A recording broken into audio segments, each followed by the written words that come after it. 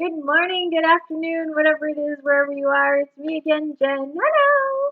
And it is Friday! Happy Friday, everyone. I'm so excited and a little bit bittersweet about this because it is our final day with the Tarot of the Divine, which is a gorgeous deck that is created by Yoshi Yoshitani and has been graciously lent to me for the entire month of February by my dear friend and tarot student Taylor.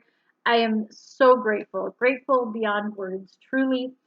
And I have enjoyed every minute of this deck and all of the mythology and the different cultures. And we've just kind of traveled around the world this February. Short month that it is, so around the world in 28 days instead of 80 days, I guess. Okay, I'm totally babbling because I'm dragging this out. It is our last card.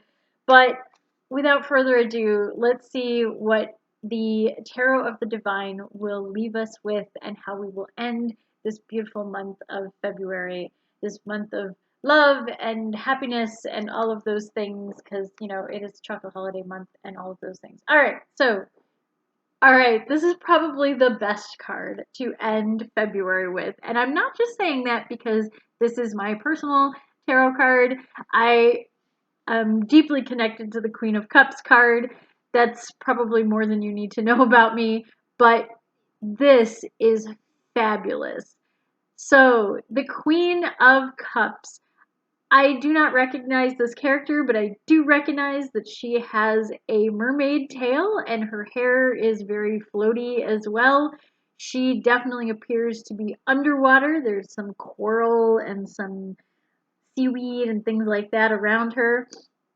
She is holding a cup. She looks a little covetous of that cup that she is holding, which I'll get into in a minute. But so the Queen of Cups is very much a water sign energy. She is maternal, she is nurturing, she is the mom you can kind of cry on and she'll wipe away your tears. She's a very sweet person and just the all around mom of moms. And I think yesterday we grabbed her consort, who is the King of Cups, who was a dragon. So both of these characters are deeply mythological creatures, and the mermaid is clearly a character of water.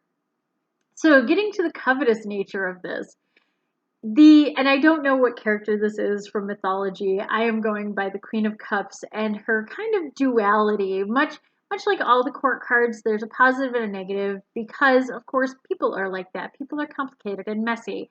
And when the card comes up upright, we get a lot of those positive traits, and when it comes inverted, we get more of those lesser or negative or weaker traits.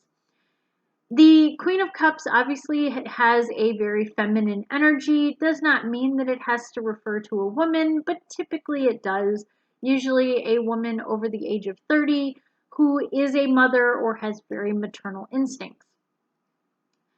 In the positive side, as I mentioned, she is very nurturing. In the negative or lesser side, she is very covetous of her children. She is kind of the helicopter parent. She is possibly smothering. She's a little bit fickle to some degree as well. She can be very loving one minute and then kind of almost manipulative. Think of the mom guilt trip. This character has mastered the mom guilt trip. So if you've ever been like under your mom's gaze and she said, "I'm just disappointed." That's this energy, big time. So, and as a mom myself, I know I have done that. And yeah, Queen of Cups is definitely my card. So I can admit that yes, I have done the "I'm so disappointed" face rather than being angry. It's just, I'm just not happy with the way you're acting, and I think you can do better. And that's very much the energy of this card. As a mermaid character, I think this is really great too because we know many of the stories of mermaids are kind of mixed. They can be sirens who guide ships safely into a harbor or away from the rocks, but they can just as easily, on a whim, guide them directly into the rocks, sink the ship, and take the sailors down to the bottom so that they can covet all of the treasures and wealth on the ship. So there you have, Mermaid is kind of the perfect character for the Queen of Cups because, yes, she is beautiful and she is nature herself and she is as fickle as the seas. She can be calm and beautiful one minute and storming the next. So I think this is all super interesting, and I don't want to blather on too long about the Queen of Cups and this mermaid because I do not know what goddess or myth this is. So let's take a look what she is. She's absolutely gorgeous. I love the coral color of her jewelry. I think it goes very well with the coral that is around her. All right. Yes, yesterday we picked the King of Cups, and today we have the Queen. That's kind of a fun way to end a month of love and romance is with the King and Queen of Cups. All right. Yemoja, I hope I am pronouncing that correctly, is a Nigerian Yoruban deity. Yes, that's the thing I mispronounced. The Queen of Cups is representing the surface of the subconscious. That is true. She also has a lot of connection to the subconscious and our deeper feelings and those kinds of things. So the goddess Yemoja connects those on land with the depths of the spiritual plane. That's cool. She's mysterious, but also kind and caring. I like that. I like that. I am going to have to research a little more on this character.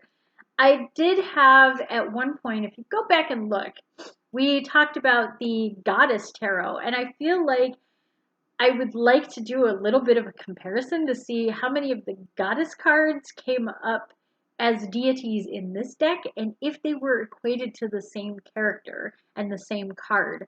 So that would be a fun little study to do. Maybe I will do that in a couple months. We'll see. I'm reaching up to almost a year of doing this, so I've got to come up with some different things. Otherwise, you're going to get bored of looking at me.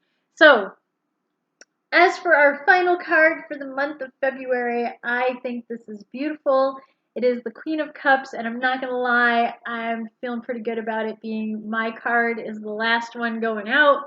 And to Taylor, thank you again so much for lending this deck to me. I owe you an awesome reading with this deck, and I hope that it comes out as beautiful and glorious as the cards themselves. And until next time, until Monday, until March, stay safe, stay healthy, stay happy, and I will see you then. Bye.